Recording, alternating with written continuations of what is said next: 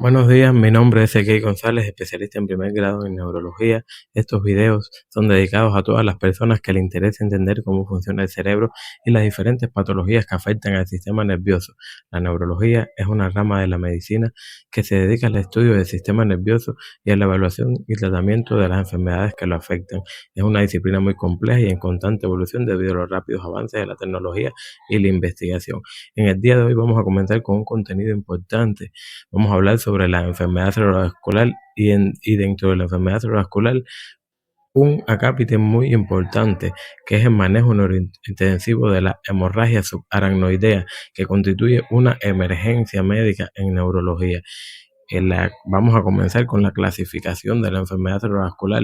La enfermedad cerebrovascular se clasifica en enfermedad cerebrovascular asintomática, que son aquellos pacientes que presenten daño vascular demostrable por complementario, pero que no presentan síntomas. Por eso, de ahí la clasificación de asintomática. También la podemos clasificar en el déficit focal. Dentro del déficit focal tenemos al ATI y a los ictus. El ATI constituye un episodio de déficit focal con una duración generalmente de menos de una hora y con recuperación total de los síntomas, y que puede ser de territorio carotidio o vertebrovascular, y en dependencia del territorio afectado, así serán las manifestaciones clínicas. Tenemos a los ictus, que pueden ser isquémicos o hemorrágicos. Dentro de los isquémicos tenemos a los ictus isquémicos aterotrombóticos, cardioembólicos, el ictus isquémico de causa inhabitual, el ictus isquémico indeterminado y los ictus lagunares. Y tenemos a los hemorrágicos, como está la hemorragia interventricular primaria, la hemorragia subaracnoidea, que es de la que vamos a hablar hoy, y la hemorragia, los HIP, las hemorragias intraparenquimatosas, que se clasifican según la localización. Pueden ser, si es en algún lóbulo lobar, pueden ser frontal, temporal, occipital, parietal, puede ser pontino si es en el puente, talámico si es en el tálamo, a nivel de los ganglios de la base, puede ser putaminal también, en dependencia de la localización. Ahí es la clasificación de la hemorragia intraparenquimatosa. Y tenemos también, como parte de la clasificación de la enfermedad cerebrovascular, la encefalopatía hipertensiva, que son aquellos pacientes con cifras elevadas de tensión arterial, muy elevadas, que pueden presentar crisis convulsivas, pueden presentar episodios de cefalea intensa, náuseas, vómitos asociados, y siempre asociados a cifras elevadas de tensión arterial de más de 200 con 120 aproximadamente. Y entonces tenemos también la demencia vascular como parte de la clasificación de la enfermedad cerebrovascular. La demencia vascular se caracteriza, aparece en aquellos pacientes con un daño vascular previo y que el paciente posteriormente debuta con un episodio de deterioro cognitivo y comienza con los síntomas. En el día de hoy vamos a hablar entonces sobre el manejo neurointensivo de la enfermedad cerebrovascular, y en este caso vamos a dedicarle este video a la hemorragia subaracnoidea, el manejo intensivo de la hemorragia subaracnoidea, un tema muy importante porque constituye una urgencia neurológica y que lo vemos muy frecuente en nuestros servicios, en nuestras unidades de ictus, y que creo que es importante que todos tengamos conocimiento sobre este tema y sobre las últimas actualizaciones sobre el tema. Así que sin más, comenzamos a hablar sobre este tema tan importante. Comenzar con el manejo neurointensivo de la hemorragia subaracnoidea neurismática y la prevención de las principales complicaciones.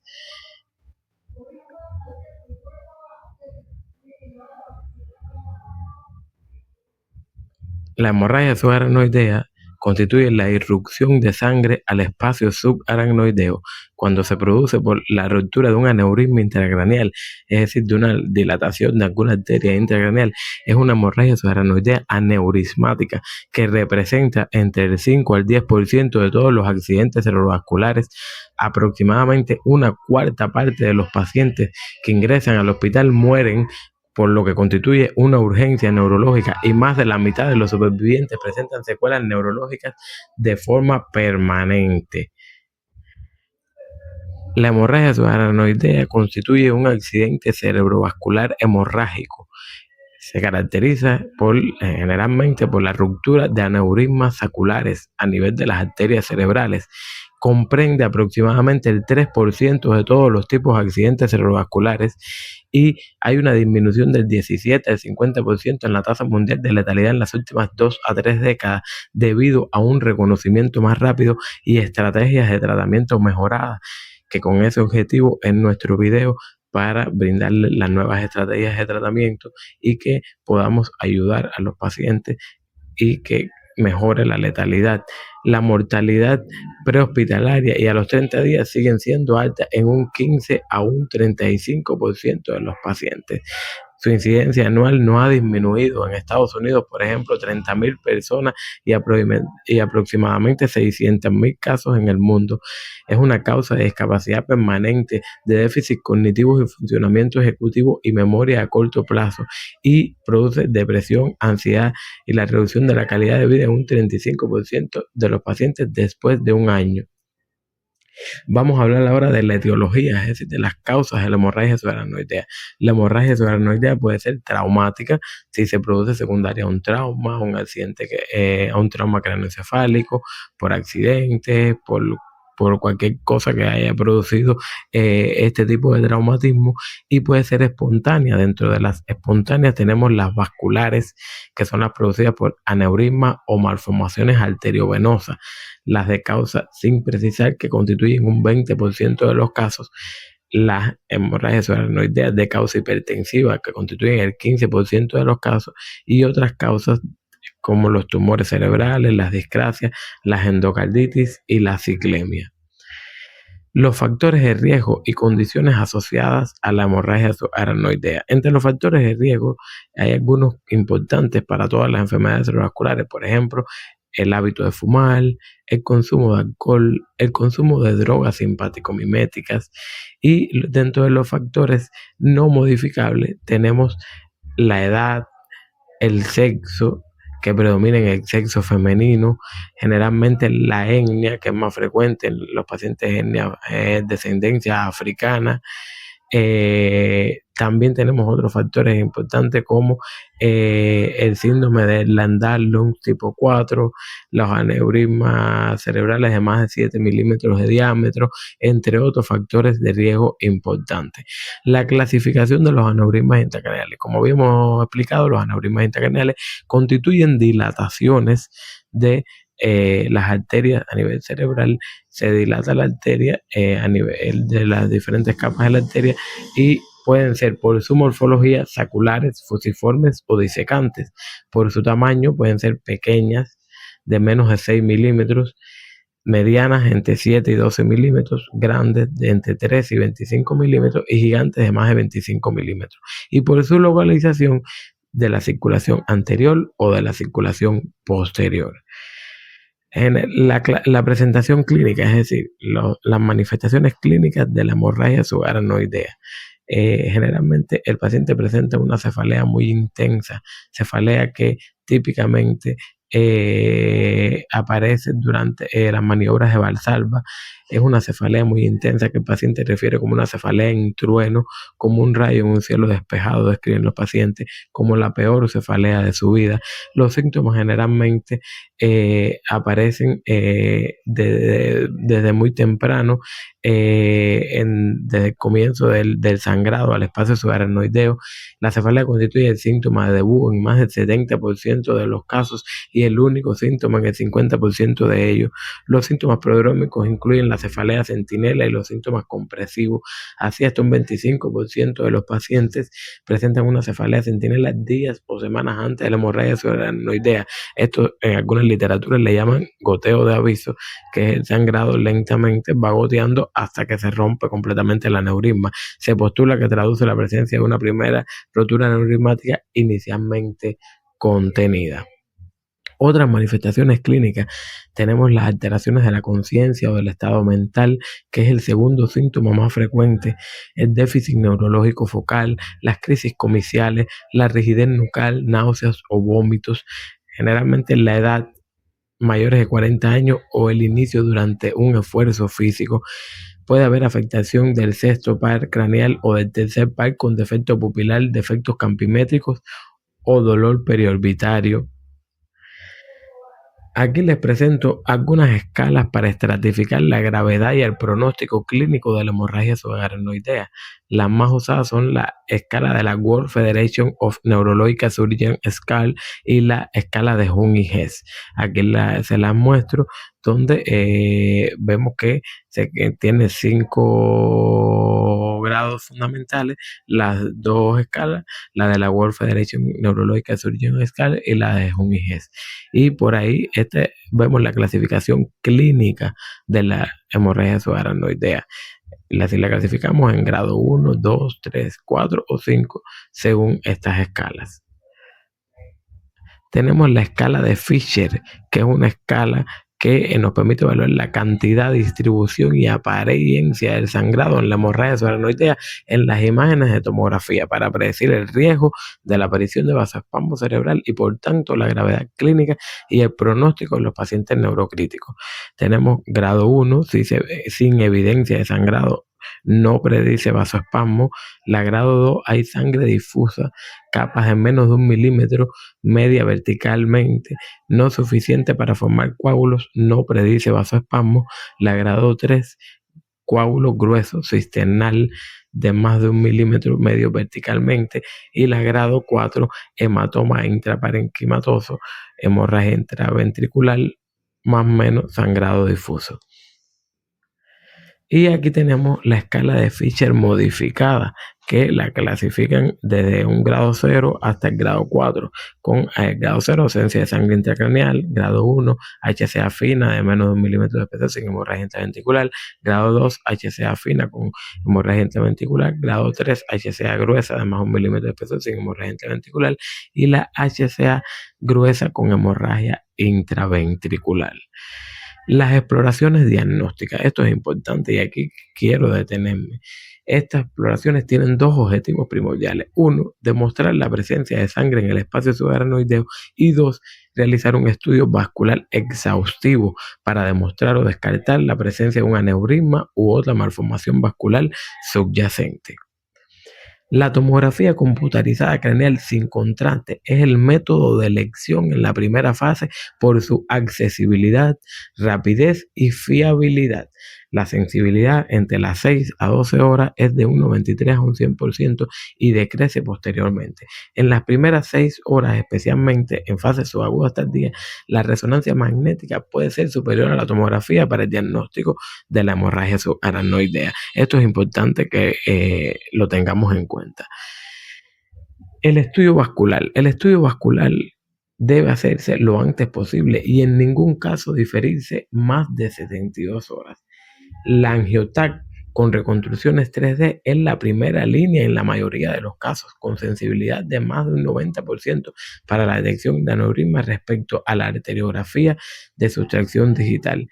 La arteriografía de sustracción digital aporta datos diagnósticos relevantes, por ejemplo, la presencia y tamaño y relación cúpula-cuello del aneurisma roto o la presencia de aneurismas adicionales, y ofrece la posibilidad de realizar un tratamiento endovascular. Si el estudio vascular inicial es negativo, se recomienda repetirse la arteriografía por sustracción digital en 7 a 10 días. En la mayoría de los casos, la presencia de un aneurisma se detecta hasta en un 25% de los casos con una primera arteriografía por sustracción digital. Y esto es importante conocerlo porque en muchos países y en muchos lugares a veces no tenemos la posibilidad de hacer los estudios antes de las 72 horas, y es importante para un mejor tratamiento y un mejor pronóstico del paciente. El estándar de oro es la angiografía por sustracción digital. Esto no cabe duda. Ahí tenemos algunas imágenes de un aneurisma visto en una angiografía por sustracción digital, y la angioTAC puede perder aneurismas de menos de 4 milímetros de espesor. Otro estudio importante que debemos realizar es la realización de la punción lumbar.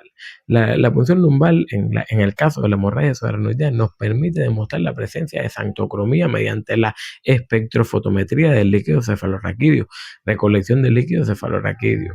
Requiere al menos 12 horas de evolución clínica y estaría indicada en el infrecuente caso de alta sospecha de HCA con TAC craneal normal. Y la combinación de una punción lumbar y de una TAC craneal normal tiene un valor predictivos negativos muy elevados para descartar que es una hemorragia subaracnoidea. Es decir, ese paciente que tiene una tomografía negativa, normal, y que por la clínica sospechamos de una hemorragia subaracnoidea, tiene que indicársele una punción lumbar, porque es lo que nos va a permitir, mediante el estudio del líquido cefalorraquídeo, demostrar si hay sangre en el espacio subaracnoideo o no. Entonces, en las últimas décadas, la incidencia y la mortalidad global del HCA se ha reducido debido probablemente a la mejora en los sistemas de salud pública y a los cuidados neurointensivos intrahospitalarios. Aún así, la mortalidad asciende a un 50% en determinados subtipos de hemorragia subaracnoidea, mientras que en los supervivientes muestran secuelas a nivel físico, cognitivo, emocional en un 30 a un 60%, y de los casos por lo cual es necesario abordar el manejo neurointensivo de esta patología para contribuir a una atención de calidad acorde a estándares internacionales. Y por eso queríamos hacer este video, para hablar sobre los principales manejos neurointensivos y cómo se deben realizar con las últimas actualizaciones. Aquí tenemos un esquemita importante. El neurointensivismo en la hemorragia subaracnoidea tenemos que manejar conceptos claves. El concepto de vasoespasmo, que es un concepto muy importante, y el concepto de isquemia cerebral diferida, que también es muy importante. La estratificación, el neuromonitoreo multimodal, la intervención y la epidemiología y fisiopatología. Y esto nos va a ayudar a disminuir la injuria cerebral secundaria y mejorar el pronóstico del paciente. Ahora, el tratamiento neurointensivo inicial y la monitorización. La gravedad inicial de la hemorragia subaracnoidea es muy variable, desde cefalea aislada hasta un coma profundo. Como emergencia médica, el manejo incluye el protocolo ABC y el de las complicaciones específicas de la hemorragia subaracnoidea, tales como el resangrado, la hidrocefalia aguda o las arritmias cardíacas. Tras el diagnóstico y la estabilización de la HCA, debe hacerse una monitorización multimodal y neurológica estrecha con norma general en pacientes con escala de la World Federation Internacional menor de 3 podrán ingresar en una unidad de cuidados intermedios, y pacientes con la escala de World Federation Neurológica Internacional mayor de 3, mayor o igual a 3, intervenidos generalmente de evacuación del hematoma o intubados, deberán regresar a una unidad de cuidados intensivos. La monitorización durante la fase aguda del HCA, hay que aplicar la escala de coma de Glasgow, la escala de la World Federation Neurológica Internacional al ingreso, y las medidas iniciales de resucitación. La escala de Fisher modificada al ingreso, monitorización, frecuencia cardíaca, frecuencia respiratoria, saturación de oxígeno, electrocardiograma, monitorización estrecha de la presión arterial, la glicemia capilar cada 6 horas en pacientes con insulina subcutánea, a cada hora sin perfusión de insulina, y la monitorización neurológica no invasiva en pacientes clínicamente valorables. La monitorización neurológica invasiva en pacientes no valorables clínicamente, por ejemplo, la PIC, la presión intracraneal, el catéter intraparenquimatoso, podemos ver la microdiálisis también, que la podemos realizar, la monitorización hemodinámica avanzada en pacientes con inestabilidad hemodinámica grave o con complicaciones cardiopulmonales, la ecografía, el Doppler transcranial al ingreso, y cada 24 horas, cada 12 horas, si se detecta vasoespasmo o aumento de la velocidad respecto a la exploración basal, más de 50 centímetros por segundo. Y la analítica diaria en los primeros días, gasometría, troponina, bioquímica básica, hemograma, y posteriormente según su evolución clínica. Ahora, el abordaje terapéutico intensivo inicial de la hemorragia subaracnoidea: reposo absoluto, Fowler 30 grados, minimizar estímulos y evitar valsalva, analgesia, laxante y antipirético. El tratamiento del dolor: hay que evitar antiinflamatorios no esteroideos, priorizar el paracetamol, el metamizol, el tramadol, el cloruro mórfico. Sin tolerancia a los opioides, oxicodona o naloxona, usar pautas fijas no reactivas al dolor con rescates. Las benzodiazepinas para la rigidez nucal son importantes. La nutrición: ayunas hasta completar el estudio vascular y decisión de actitud terapéutica. Priorizar la vía enteral oral mayor que la sonda nasogástrica, si existe la posibilidad, en dependencia de cómo está el paciente. La glucosa: mantener menos de 180 miligramos por decilitro. No se recomienda control estricto por riesgo de hipoglucemia. usar insulina rápida subcutánea o perfusión continua según el estado clínico, la volemia, mantener euvolemia e isosmolaridad, eso es importante, priorizar los cristaloides isotónicos salvo los hiposódicos, valorar la frecuencia de la volemia mediante la exploración física y la ecoscopía, y se recomienda también el balance hídrico con control estricto de la diuresis. Los signos vitales cada 4 horas. Medir la tensión arterial sistólica mayor de 160 milímetros de mercurio en urgencia tiene más probabilidades de resangrado que con tensión arterial sistólica mayor de 140 milímetros de mercurio. Es posible que la hipertensión moderada, generalmente menores de 110 milímetros de mercurio, no requiera tratamiento. Considerar antecedentes patológicos premórbidos, informar los riesgos, los beneficios del tratamiento, utilizar medicamentos de acción corta titulables que se pueden administrar en infusión continua, como la nicardipina o la clevidipina, y evitar el nitroprusiato de sodio y la nitroglicerina, porque producen vasodilatación cerebrovascular y aumentan el riesgo y aumentan la PIC. El vasoespasmo. Todos los pacientes deben recibir nimodipina oral 60 miligramos cada 4 horas por 21 días. La profilaxis de la trombosis venosa profunda. Riesgo incrementado mayor en HCA de alto grado. Generalmente usamos heparinas de bajo peso molecular, que es lo que con más frecuencia usamos. Tendencia a mayor riesgo hemorrágico con heparina de bajo peso molecular, especialmente si abordaje quirúrgico. Priorizar medidas mecánicas hasta asegurar el aneurisma. Y en caso de crisis convulsiva, no profilaxis. De usarse fármacos antiepilépticos, evitar la fenitoína y ciclos mayores de 7 días aproximadamente. Está indicado el levetiracetam. La profilaxis de las convulsiones. El 20% de los pacientes sufren una convulsión prehospitalaria y entre un 15 a un 10% experimentan una convulsión después del ingreso. Las convulsiones tempranas, elevar la PIC y el riesgo de resangrado, y el estatus no convulsivo, la encefalopatía. Un ciclo corto de antiepiléptico profiláctico en el periodo inmediatamente posterior a la HCA. La fenitoína no se debe utilizar, ya lo habíamos dicho anteriormente. Se recomienda el levetiracetam porque se ha demostrado en estudios recientes peor resultado cognitivo a largo plazo. El tratamiento de las complicaciones neurológicas y sistémicas. Las complicaciones neurológicas, las más importantes: el resangrado, la hidrocefalia y el vasoespasmo. Y la sistémica, la hiponatremia, alteraciones cardiopulmonares, alteraciones de la glucosa, anemia y fiebre. El resangrado. El riesgo de resangrado es más alto en las primeras 72 horas tras la ruptura del aneurisma. En caso de aneurismas no tratados, permanece considerablemente elevado durante las primeras 4 semanas. Es la complicación más temida por su elevada morbimortalidad y su incidencia puede llegar hasta un 30%, y el riesgo máximo durante las primeras 24 horas alrededor del 4%. El paciente con una hemorragia subaracnoidea que sospechemos un resangrado, es importante y evaluar, volverle a repetir imagen, evaluar la magnitud del resangrado, porque puede correr el riesgo la vida del paciente. Las complicaciones del resangrado también se han identificado diversos predictores, entre las que destacan el retraso del tratamiento del aneurisma, la presencia de hipertensión arterial, la ubicación en la arteria basilar, un mayor tamaño del saco neurismático, la presencia de hemorragia intraparenquimatosa, la hidrocefalia y una mayor gravedad neurológica inicial. Esos pacientes tienen un mayor riesgo de hacer un resangrado. Las medidas generales para la prevención del resangrado ante el tratamiento del aneurisma incluyen reducir estímulos externos, el reposo estricto, mantener un control intensivo de la presión arterial con un umbral variable en función de la presencia del aneurisma tratado o no, de la existencia de complicaciones tales como el vasoespasmo.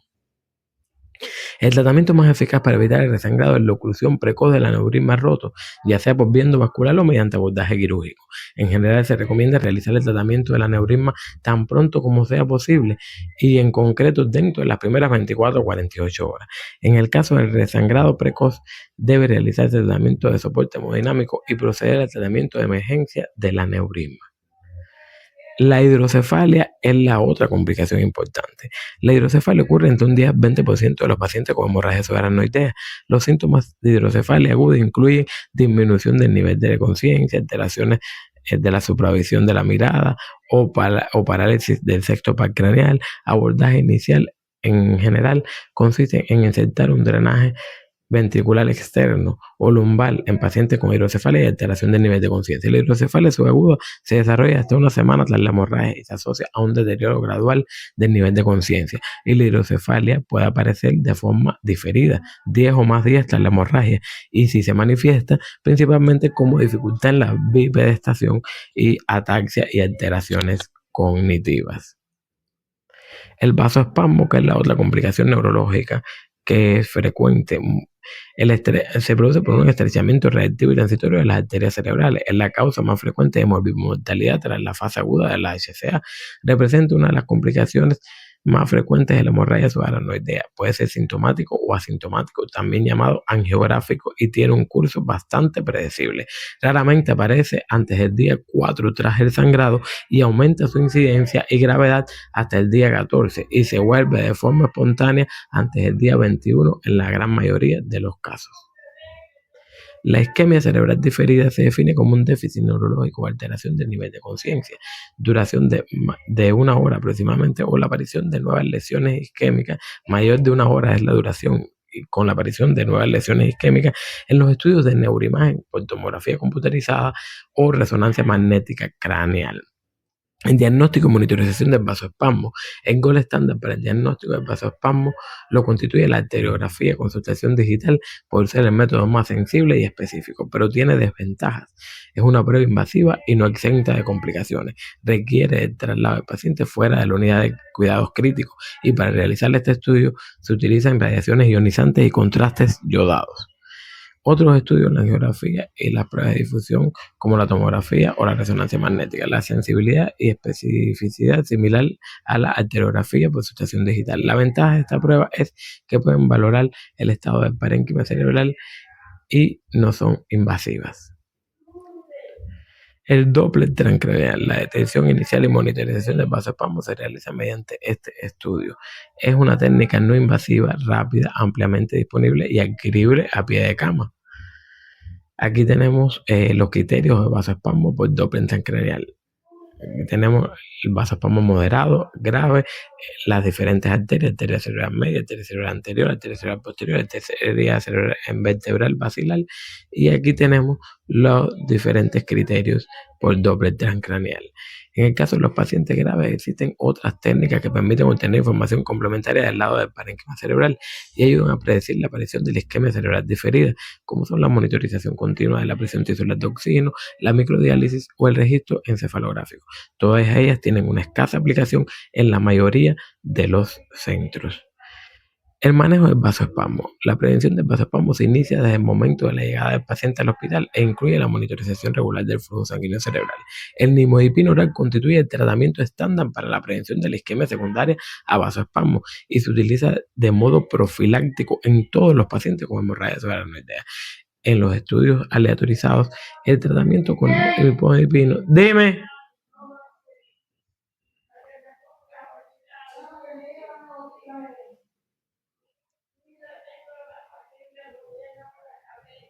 En el tratamiento del vasoespasmo se recomienda administrar nimodipino 60 miligramos cada 4 horas por vía oral durante 21 días, como habíamos dicho ya anteriormente. Administrar nimodipino endovenoso cuando exista inestabilidad hemodinámica o dudas sobre la absorción digestiva, y garantizar la normotensión y euvolemia si no hay evidencias de signos de isquemia cerebral. Las complicaciones sistémicas: tenemos la hiponatremia.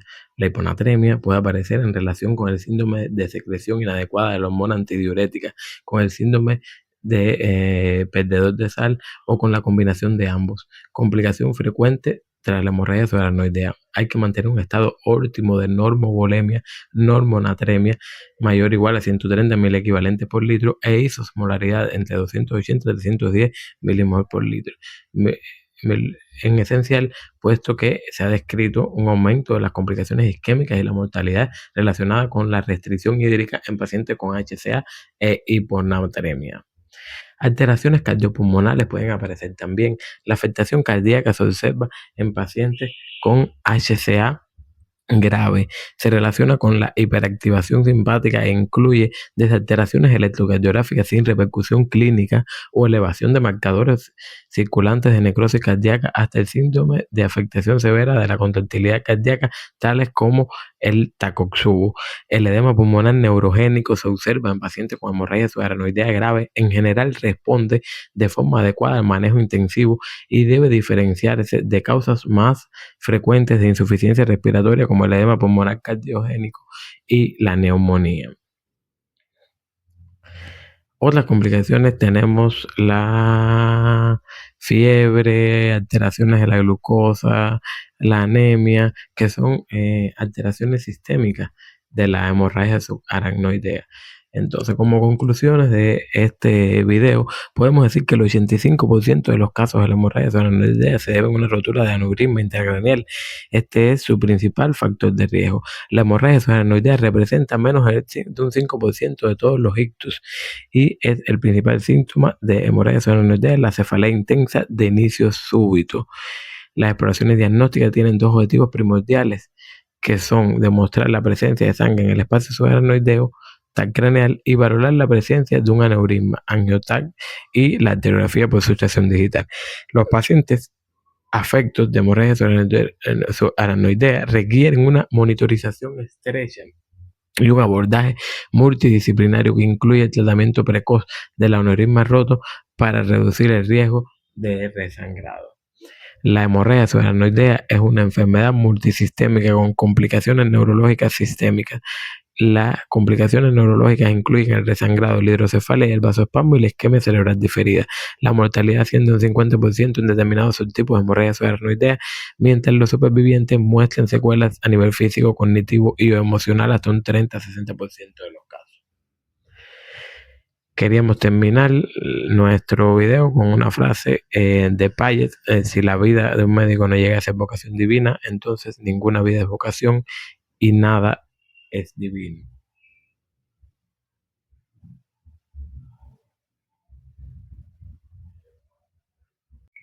Bueno, mis amigos, y espero que les haya gustado el contenido del video de hoy. Los espero en próximos videos para continuar aprendiendo del maravilloso mundo de la neurología y de las diferentes patologías neurológicas. Hoy creo que comenzamos con una de las patologías más importantes, la hemorragia subarachnoidea, que constituye una urgencia neurológica y que, como hablamos durante el video, pudimos ver que tiene una alta mortalidad y es importante conocer todos los aspectos acerca de esta patología. Entonces, sin más, nos vemos en un próximo video y que tengan muy buen día.